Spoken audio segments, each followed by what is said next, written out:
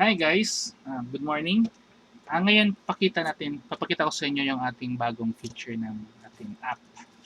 Ito yung one-click install for haplite. So basically, from the box, yung hindi pa na-config, i-automatic config natin siya. Isang click lang na mag-work dito. So empty, tapos configure natin. So balik tayo. So this is the desktop. So ngayon, meron tayong naka-open na Winbox. So, ang gawin natin ito, may laman na to siya. So, try natin i-reset muna yung configuration. So, reset para ma-sure natin na walang configuration. So, reset na siya. Saka nag-reboot na. Okay? So, punta muna tayo sa ating device. So, yung device natin, connected na siya sa USB. Papunta sa ating PC. So ngayon, i-config mode muna natin siya. So pag config mode, press lang natin yung reset. Then, punta tayo sa yung button pala. Punta tayo sa device, refresh, connect. Connect natin. Tapos, load keys. Always press yung load keys para ma-save yung ating mga key. So, dito, before nyan, i-configure man natin yung mga gusto nating prices. So, for example, yan yung prices natin, main device. Tapos, kung anong gusto natin magiging SSID. So, gawa tayo ng SSID. Tangyan natin OneClick Install. So, yung OneClick Install na SSID. So, since haplite to, lagyan natin hotspot yung folder. Tapos kung lagyan natin piso Wi-Fi, one-click, piso Wi-Fi. Yan. Then, kung anong gusto natin na user para sa ating mikrotik, ito, user to siya ng user ng ating device mismo. Then, kung ano yung IP address ng mikrotik, usually kasi yung default is ito, 88.8. Then, the rest, kung ano mga configuration na kailangan mo. So, ngayon, connect muna tayo. So, pakita ko sa inyo na yan, wala pa tayong hotspot. Yan, wala pa mga hotspot. Sa IP natin, yan pala yung firewall, yan yung sa NAT. Tapos IP pool, yan, puro halos mga default.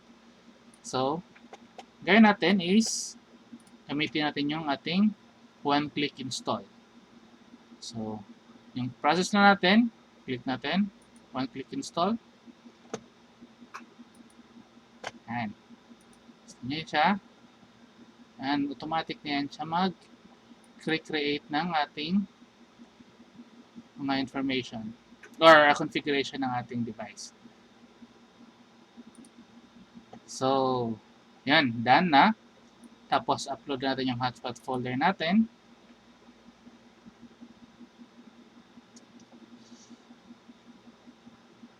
Yan, yung hotspot folder, automatic na din. Tapos, generate natin yung main.json. Tapos, upload natin yung ating config. So, yan. So, okay na. So, check natin muna kung ano mga nagawa. So, dito tayo sa ating bridge. So, gumawa na siya ng isang bridge. Bridge para sa ating hotspot. So, yung ports na nakakonect sa kanya is yung Internet 3, 4, saka wireless LAN.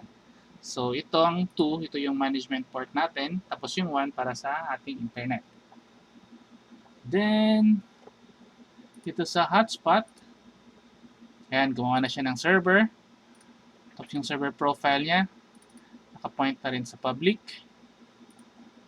Tapos, auto-created na rin yung ating mga user profiles. Then sa ating firewall. Firewall natin, meron na tayong fasttrack para sa ating automatic sa ating ML ports. Tapos yung mga needed para sa device. Fasttrack sa ports. Sa NAT natin,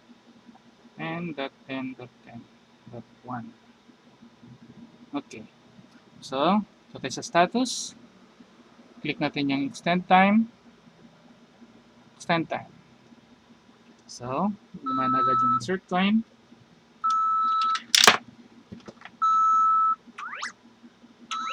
So, yan. Extend for 1 hour. Kanina 1 hour. So, dapat 2 hours na siya.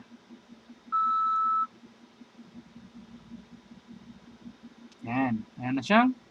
Remaining time na 1 hour and 58 minutes. So, ganun lang guys. Ganun lang ka simple yung ating one-click install. So, para doon sa natatakot sa mikrotik na mahirap mag-configure, so, ito yung solusyon. So, meron lang yung one-click install natin, meron tayong bandwidth management, tapos port priority, at saka yung ibang mga firewall configurations. So, yun lang guys. Don't forget to like and subscribe.